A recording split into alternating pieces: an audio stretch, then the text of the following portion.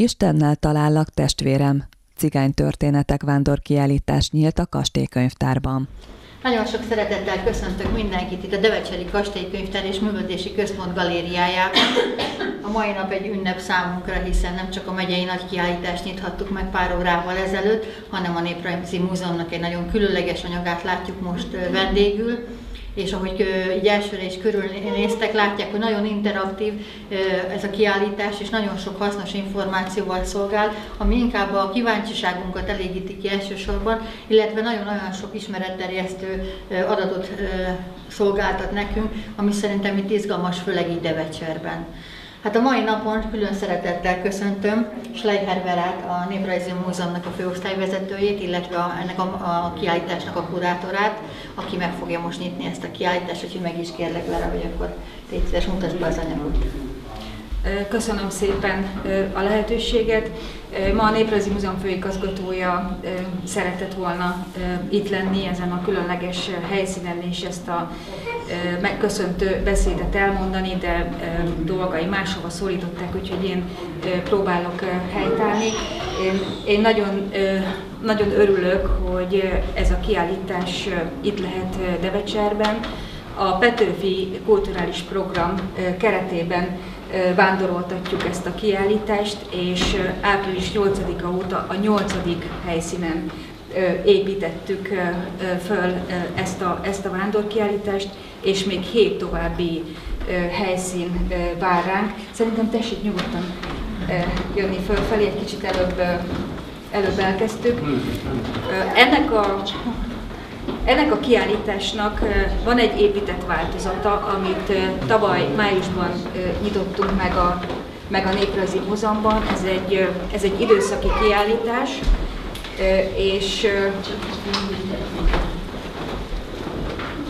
és legnagyobb meglepetésünkre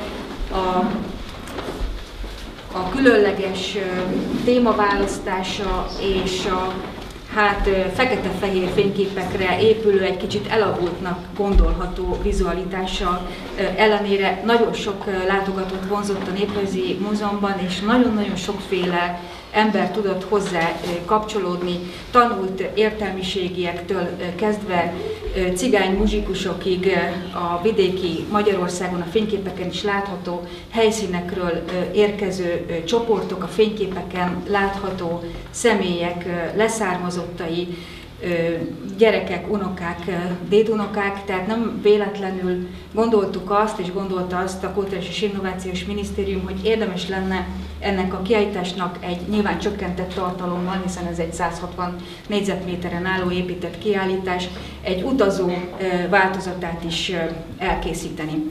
Devlesa Araktahtuprala, ez a kiállítás fő címe, ez egy romani nyelvű köszöntési formula, magyarul úgy lehetne legpontosabban lefordítani, hogy Istennel talállak, testvérem. Ez a köszöntési formula az 1950-es évek Magyarországán azt jelentette két cigány ember között, hogyha találkoztak, és ezzel a köszöntési formulával üdvözölték egymást, hogy ismerlek, testvérem vagy, mindketten Istenben élünk, számíthatunk egymásra, bizalommal lehetünk egymás iránt. Miért választottuk ezt a címet a kiállítás mottójául? Azért, mert ez a különleges köszöntés ennek a kiállításnak az összefüggésrendszerében nem két cigány ember között hangzott el, hanem egy magyar kutató, akit Erdős Kamilnak hívnak, és néprajzkutatónak, ciganológusnak lehet talán a legpontosabban titulálni. Az ő köszöntési formulája volt, ezt használta, amikor kutatóútjain, vonaton, lóvásárban, kocsmákban és kórházban, ahol kutatásai nagy részét folytatta, köszöntötte cigány barátait és ismerőseit.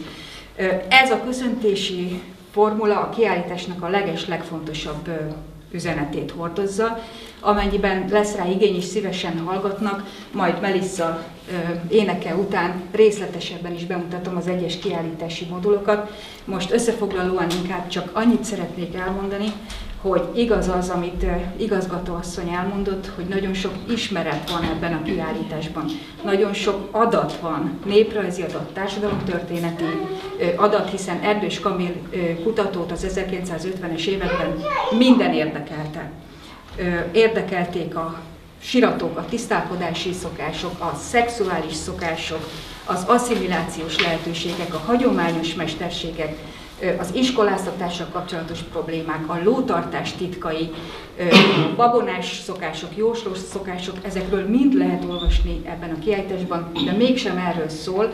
Nem egy enciklopédikus tudást akar adni a magyarországi cigányság 50-es évekbeli kultúrájáról, és pláne nem a magyarországi cigányság történetéről. Ehhez más módszerekhez és más eszközökhöz kellett volna folyamodni. Ez a kiállítás egy hagyatékot dolgoz fel, Erdős Kamil hagyatékát, amit a Gyulai Erkel Ferenc Múzeumban őriznek, és aminek a legeslegfontosabb tanulsága és üzenete az, hogy létezhet átjárás a kultúrák között, esetünkben a magyar és a cigány kultúra között, hogy van az a figyelem, van az az érdeklődés, van a bizalomnak az a szintje, ami a felületes értékítéleteken, a sztereotípiákon és a stigmatizáción túl a megértést tudja támogatni ember és ember között. Tehát ebben a kiállításban elsősorban embereket mutatunk be, olyanokat, akik Erdős Kamil 514 ránk maradt fénykép felvételén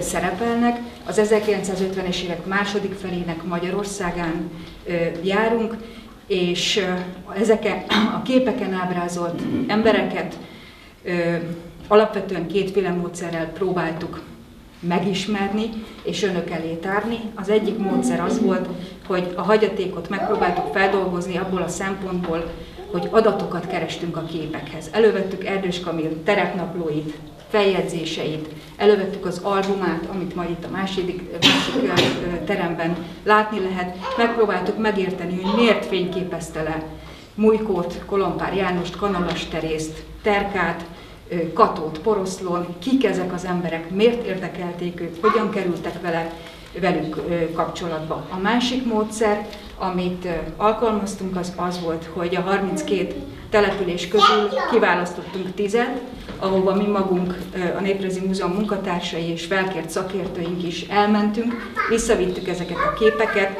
amelyek ott azokban a falvakban nem voltak ismertek a cigány emberek számára. Megmutattuk nekik, tulajdonképpen visszavittük nekik, hiszen egy példányt ott is hagytunk ajándékba, és megpróbáltuk megismerni az ő reakcióikat, neveket, adatokat, élettörténeteket párosítottunk a képekhez.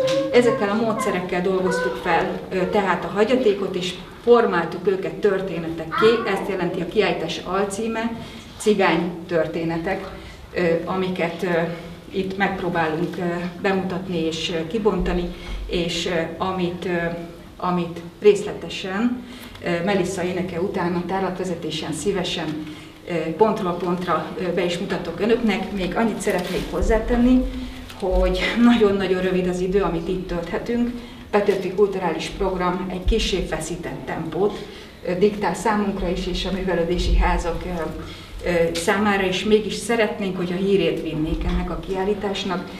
Nagyon szívesen fogadnak a helyiek csoportokat, a kisebb korosztályok számára is készültünk aktivitással, nyilván nem elsősorban nekik szól ez a kiállítás, de eddigi tapasztalataink, hiszen már 7 helyszínen voltunk, azt mutatják, hogy még az óvónők is meg tudták oldani, hogy találjanak az óvodások érdekes pontokat, ismereteket ebben a kiállításban.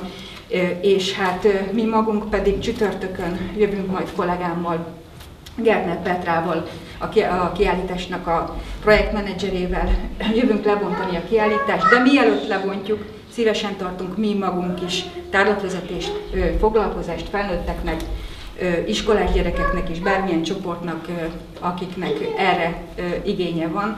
Úgyhogy én nagyon nagy szeretettel átadnám önöknek ezt a kiállítást. Zöld az erdő, zöld a hegy is, a szerencse jön is, megy is, gondok kése húsunkba vág, képmutató Bosszúzó lett a világ, egész világ ellenségünk, űzött tolvajokként éltünk, nem loptunk mi csak egy szeget, Jézus vérző tenyeréből. A megnyitót követően a jelenlévők tárlatvezetésen ismerhették meg a kiállítást.